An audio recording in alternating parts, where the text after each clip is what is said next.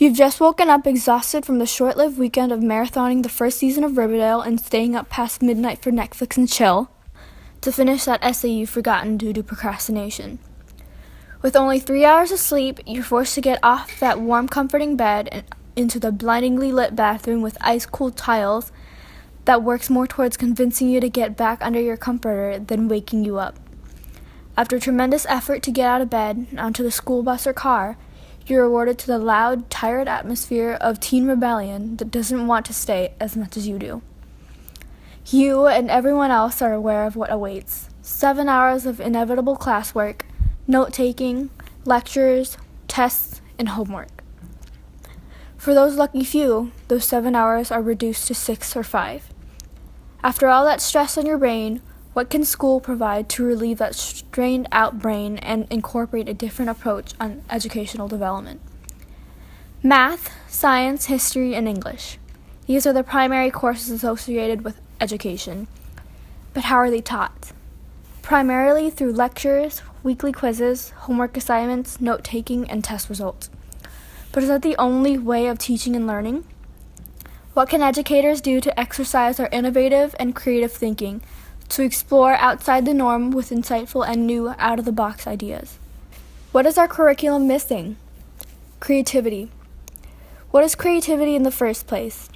Often people associate this term with the abilities of artistically and musically advanced individuals. But there's more complexity to this word. Creativity, in its conventional classroom setting, is the ability of students to problem solve when faced with a challenge on a variety of subjects. Students exercising their creativity are taught to develop their ability to find various solutions to a problem through innovative methods instead of being taught to reiterate what was learned.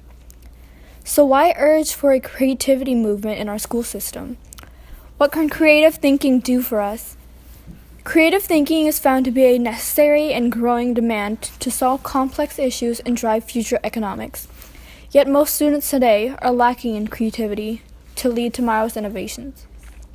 If creativity is such a fundamental aspect for our educational development into the working world of tomorrow, why isn't it more deeply ingrained into the bedrock of our curriculum?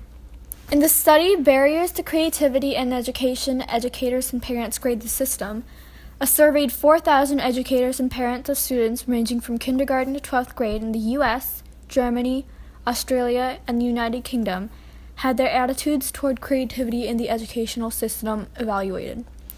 This survey, conducted by Edelman Berland and commissioned by Adobe, introduced a series of questions towards educators and parents of each country.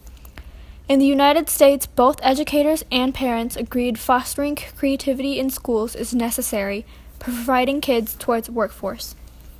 Educators with an 87% agreement and parents with a 90% agreement. They also agreed creativity will require a reconstruction in the way schools run. Educators with an 86% agreement and parents with an 87% agreement.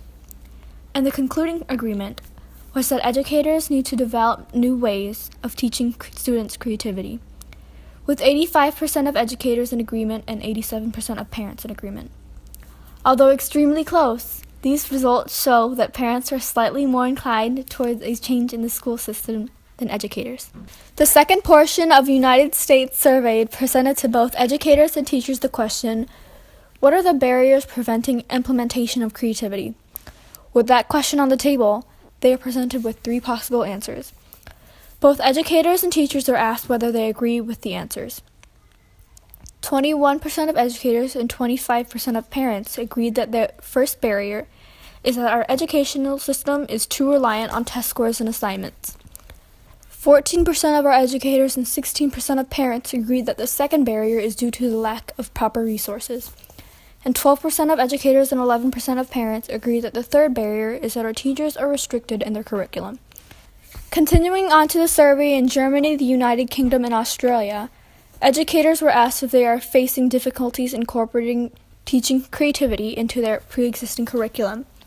17% of educators in the United Kingdom and Germany answered yes, and 15% of educators in Australia answered yes. Another question presented towards the educators was whether they agreed that the lack of resources of a barrier for incorporating creativity into the classroom. 37% of educators in the United Kingdom answered yes. 36% of the educators in Germany answered yes, and 44% of the educators in Australia answered yes. Now, what does all this imply? It implies that there is a definitive acceptance in the importance of creativity and acknowledgement of its absence in national and international school systems between our parents and our educators. But what about us? What about the students?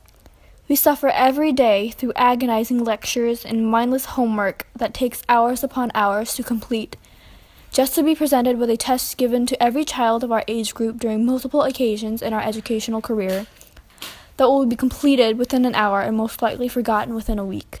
These questionnaires are known as standardized tests. For a test that determines your academic standing, it manipulates our minds into thinking that knowledge outside of what is on a standardized test is not useful. The idea that fine art classes teaching visual, imaginative, and artistic thinking are less important than Common Core classes teaching critical thinking and communication further supports how standardized tests are being normalized in the educational system. Studies have shown that creative thinking and innovations are being stifled by overwhelming amounts of testing and assignments. These assignments and tests are restricting our teachers from applying innovative thinking and activities within the classroom and constricting them to staying within the curriculum. To incorporate and boost more creativity into our curriculum, teachers believe that the most important steps are to provide resources, provide more training towards educators in creativity, incorporating creativity more generously into the curriculum, and reducing mandates that hinder it. With small changes in our curriculum and large changes in our society's predisposition towards the importance of creative learning, we could be able to bridge the gap between a good student and an innovative thinker.